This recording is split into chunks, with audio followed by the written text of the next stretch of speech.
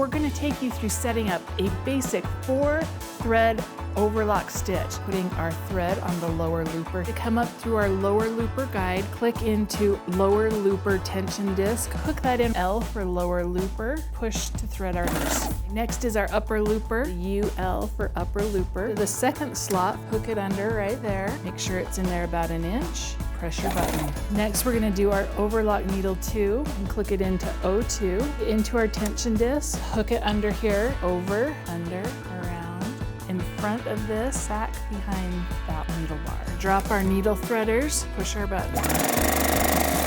Put our red thread on the overlock needle 1 into the thread post. Click that in, bring it under our guide, across, under this, around and down, in front, and then behind that needle bar. Okay, we're going to drop our needle threaders and push our button.